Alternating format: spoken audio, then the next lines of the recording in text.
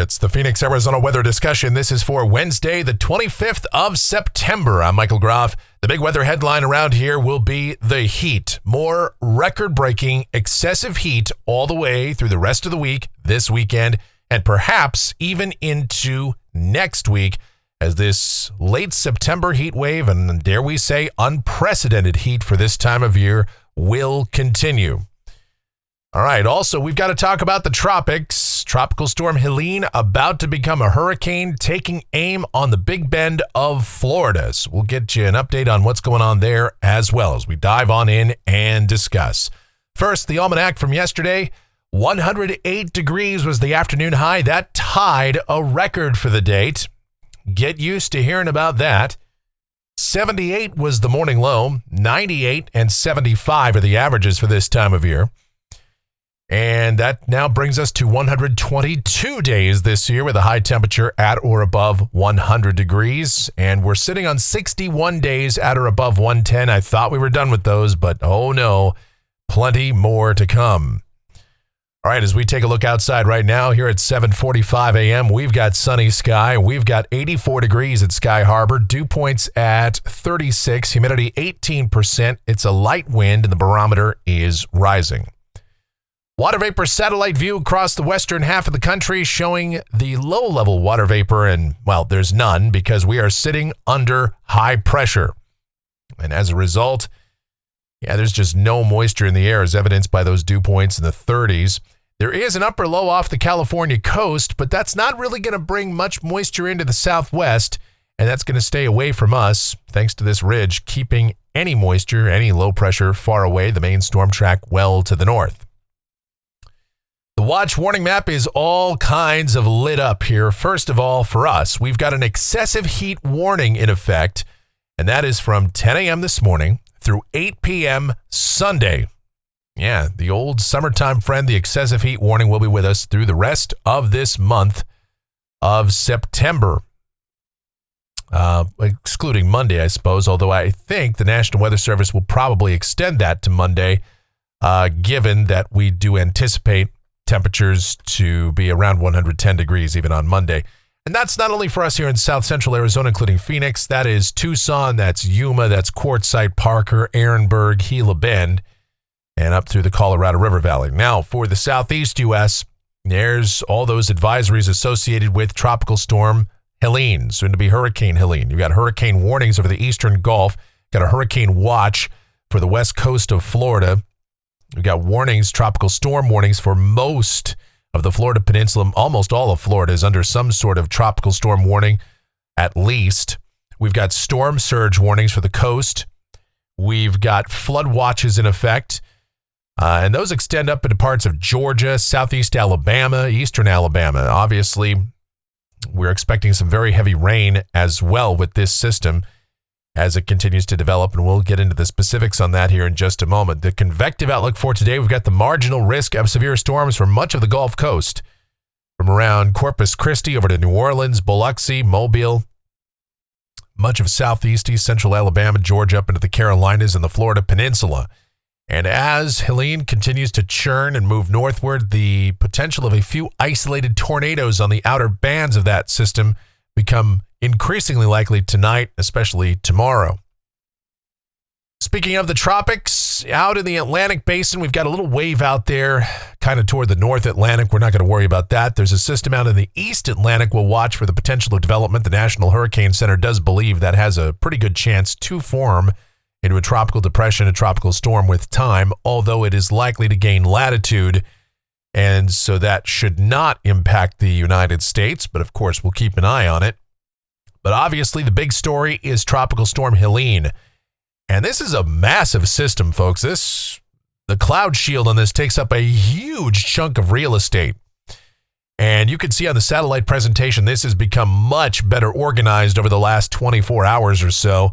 The deeper convection is now really getting going here, and an eye is expected to form within the next several hours as this will continue to move up the Yucatan Channel and into the eastern Gulf of Mexico. It's being drawn north by a developing area of low pressure over the central U.S., and you can see on this satellite the southwesterly flow up there toward the Gulf Coast, parts of Louisiana and Mississippi. You can see that southwesterly flow, the clouds moving from southwest to northeast. So obviously that's going to start to impact the system. Now, will it encounter some shear, and will that prevent this from becoming as strong a system as otherwise could be? The potential, that remains to be seen. But right now, the system is developing, and this will be huge. And the size of this storm will make it so that almost the entire Florida Peninsula, basically the entire Florida Peninsula, will feel the impacts of this in the form of, at the minimum, tropical storm force winds.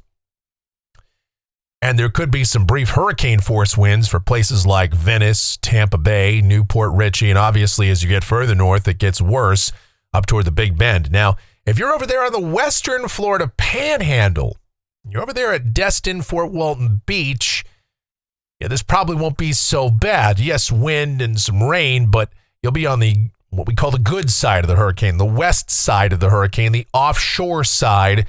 And so any real significant impacts from this will be minimal there. At least that's how it looks right now. Here's the latest advisory. Top winds 70 miles per hour. That's just below hurricane status. And there's really been no change in the overall thinking of the track of this. The cone of uncertainty is still fairly limited. And yes, if you're in Panama City, you are technically in the cone of uncertainty.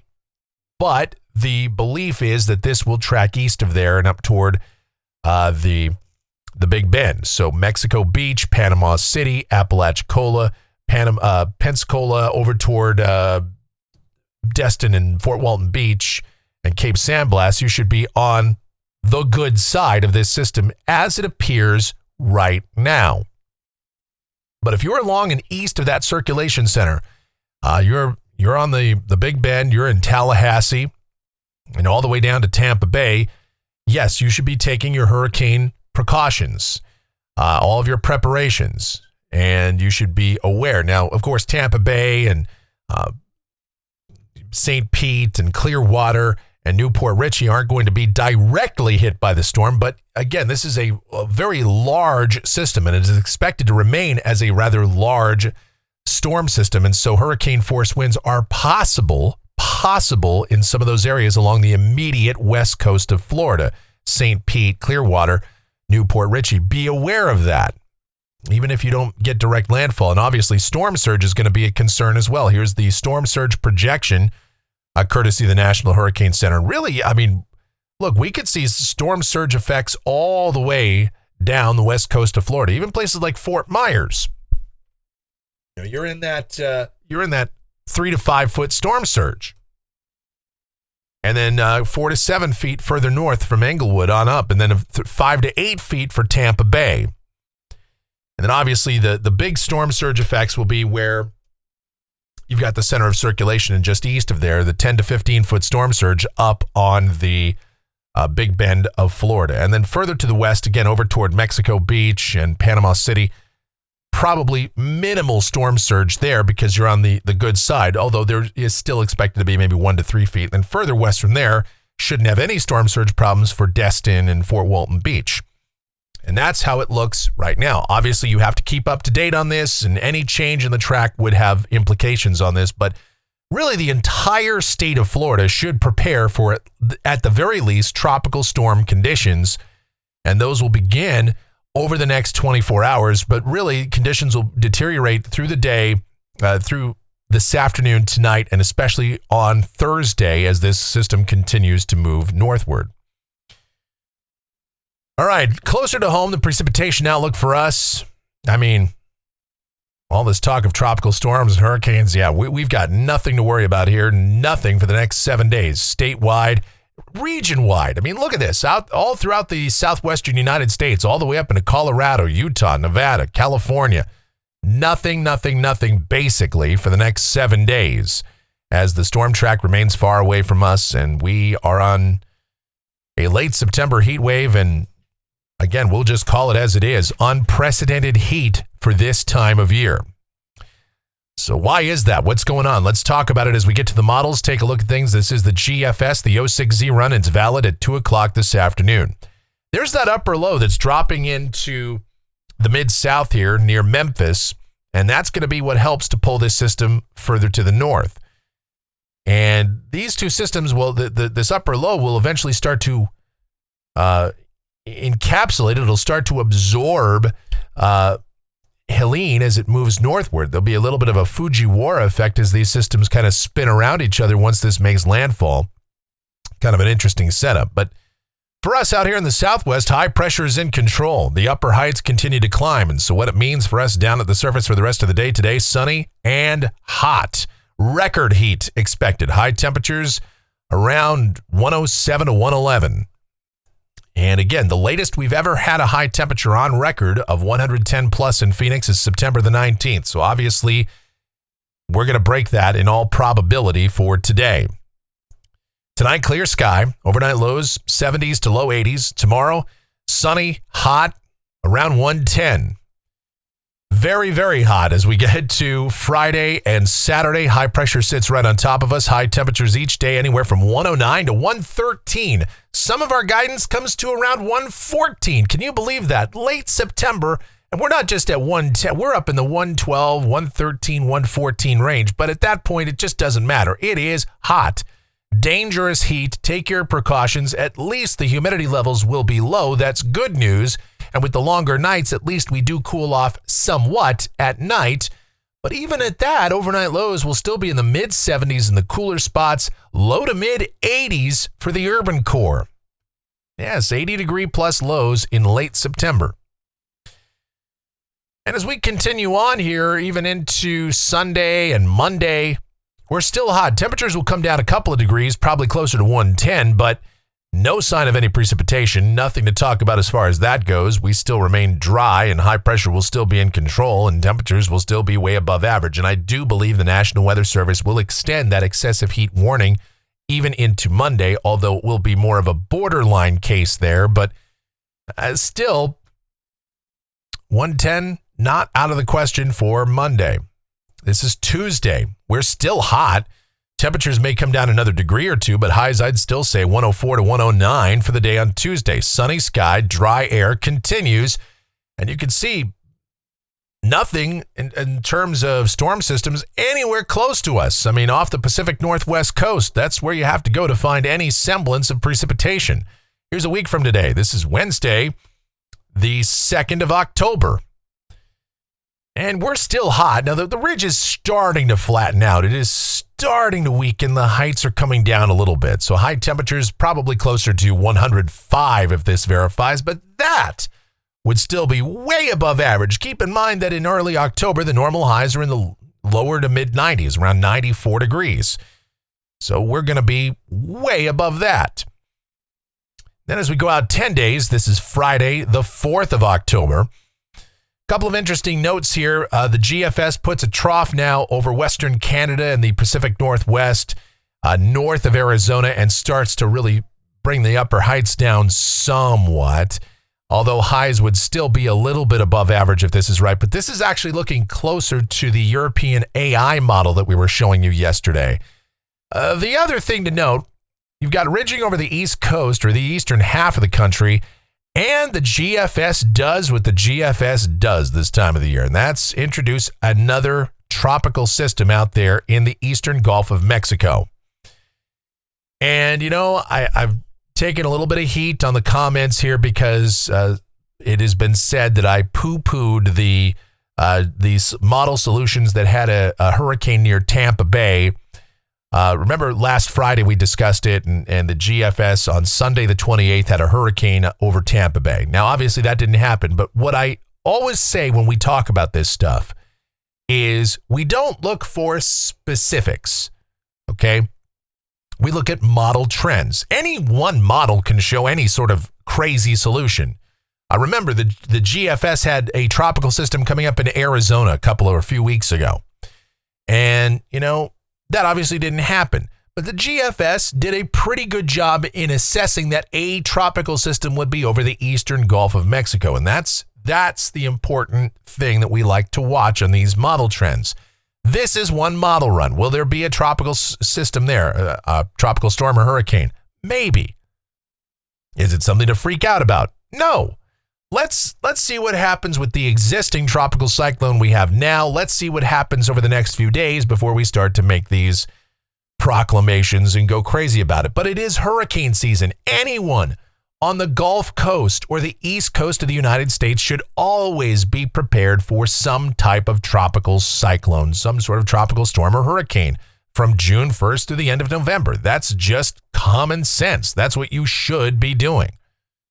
And obviously monitoring those forecasts. But if we look at the European at the same time, again, this is Friday, the 4th of October. It's got nothing out there in the Gulf. In fact, it's got the ridge much further west, still over the western half of the country, and we would still be sizzling hot if the European verifies. But now I'll show you the European AI model, the AIFS. And much like yesterday, although slightly different look, but it still has baggy troughing over the west and the upper heights between about 582 to 585 decameters for us. Now, that would still result in temperatures probably close to normal, low 90s maybe. But it'd be dry, no precipitation in that look, but at least we'd be closer to seasonal averages. That looks nice. And by the way, it does not have any sort of hurricane or tropical system in the Gulf, but always something to watch. And that's what we'll do. Looking at rainfall for Phoenix off of the GFS ensemble. This goes out through the 9th of October and pretty much nothing. Same deal for the European ensemble. No precipitation over the next couple of weeks for us. Temperatures off the national blend of models. Do you believe this? I mean, this is just, again, like as I said, and I know, again, someone's going to say, it's hot. It's Arizona. It's the desert. It's hot. I get it.